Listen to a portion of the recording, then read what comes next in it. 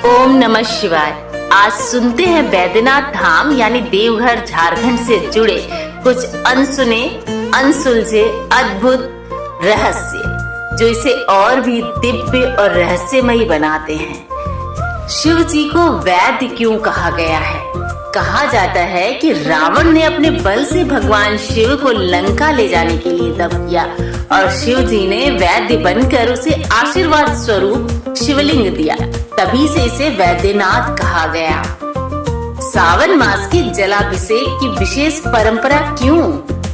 ये परंपरा उस कथा से जुड़ी है जब रावण कैलाश से शिवलिंग लेकर आ रहा था और उसे यही भूमि पर रखना पड़ा।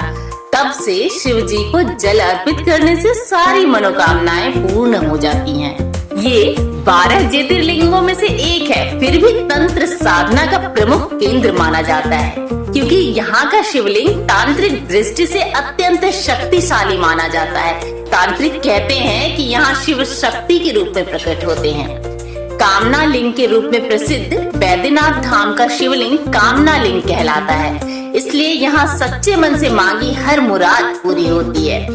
शिव पार्वती का अद्भुत मिलन स्थल कहते हैं कि माता सती के हृदय का भाग यहीं गिरा था। इसलिए यहाँ शक्तिपीठ और ज्योतिर्लिंग एक साथ स्थित है, इसलिए इसे हार्द पीठ भी कहते हैं। और पूजा में बेल पत्र चढ़ाना अनिवार्य है क्योंकि रावण ने बेल पत्रों से ही शिव जी को प्रसन्न किया था, तभी से इसकी विशेष मान्यता बनी।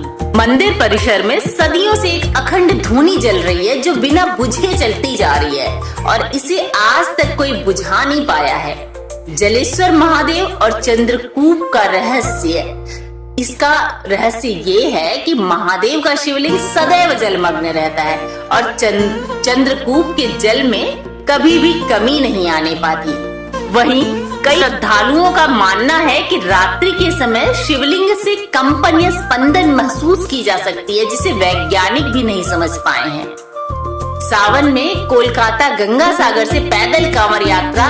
सावन में हजारों भक्त सैकड़ों किलोमीटर नंगे पांव जल लेकर आते हैं और इस दौरान कभी कोई दुर्घटना नहीं होती।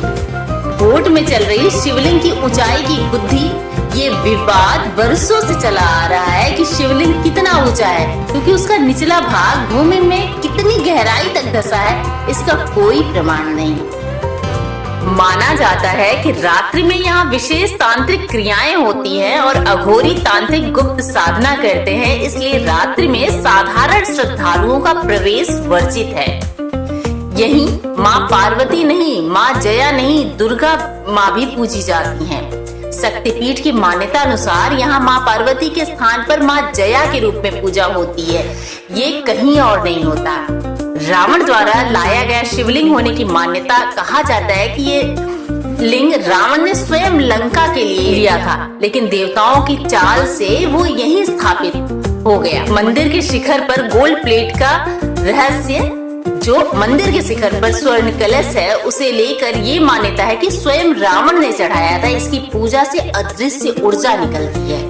ये स्थान मनोकामना लिंग के नाम से भी प्रसिद्ध है। वीडियो अच्छी लगी हो चैनल को सब्सक्राइब करें, लाइक करें, कमेंट में हर हर महादेव अवश्य लिखें।